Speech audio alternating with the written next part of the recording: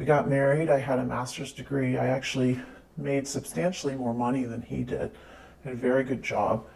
And like many women, I gave that up when I had children, and I stayed home full time.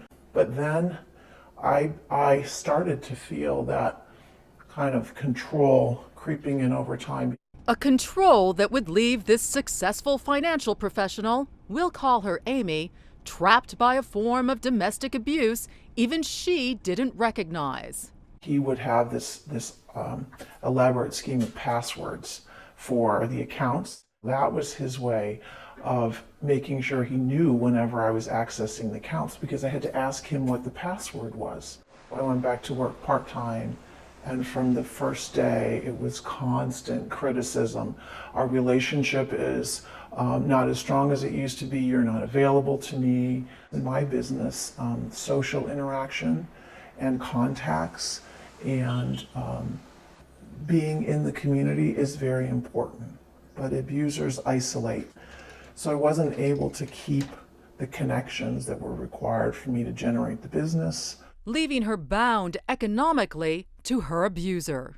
Physical abuse is the most commonly understood form of domestic violence, but there's another type that's lesser known, but no less insidious: economic abuse, where one partner deprives the other of economic freedom by restricting their access to money and credit and undermining their ability to make a living.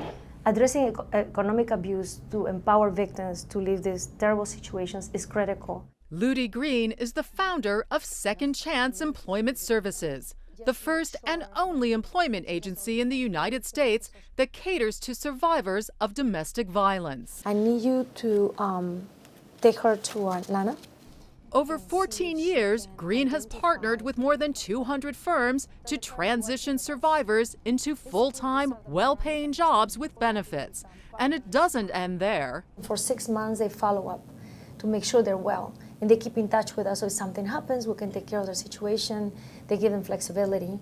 So I think that's very critical. So the partnership goes much deeper than a paycheck. Yes. A holistic approach that has launched nearly 1,500 clients toward financial independence. I still have some mark of a strangulation here on my neck. Including Philomene Koya, who says she fled to a shelter with her daughter when her diplomat husband repeatedly beat and then poisoned her for taking English lessons, which she needed to work in the United States. One of the lady at the shelter talked to Miss Ludi about me, and they give Miss Ludi my number. That was 2004, when Second Chance placed Koya with the World Bank, where she still works today. A stable career that's given her the confidence to branch out into children's publishing. Success stories like Koya inspired Green to write down her methods in her book, Ending Domestic Violence Captivity. My whole goal is to pass the torch to other women or to other men or whoever want to create these organizations all over the nation.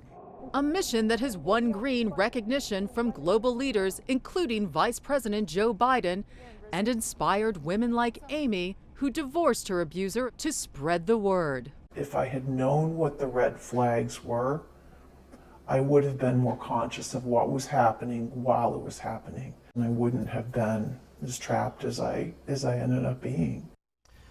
And Patricia Sabga, who put that piece together, joins us now in studio. And Patty, what are some of the ways in which an abuser traps their victim economically? You know, David, it is so important to raise awareness of this issue, and it's so important that women recognize the signs. So first and foremost, controlling a woman's access to money. Does she have her own money? Does she have access to the bank accounts?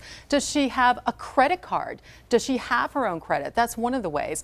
Another big tactic that abusers use to bind their victims to them is sabotaging their employment. So either preventing them from working or working outside the home, or maybe making it impossible for them to even hold down a job, harassing them at work, calling their bosses, or in some cases maybe inhibiting their sleep at night so that they underperform on the job, blocking their access to education so that they can get the skills, so they can get a quality job, so that they can support themselves, and if they have children, also support their children. And of course, a really big one as well that's often overlooked is sometimes abusers will annihilate their partner's credit. And of course, that makes it difficult to get an apartment, to find a place to live. And as you well know, employers check credit histories, which is why an employment service like Second Chance is so important, because they can actually work with employers to say, look, this woman may have a terrible credit history, but that is not indicative of her character. And the woman you featured in the piece, Ludi Green, who runs that amazing employment service, what prompted her to do this in the beginning? You know, this is a very personal mission for Ludi Green.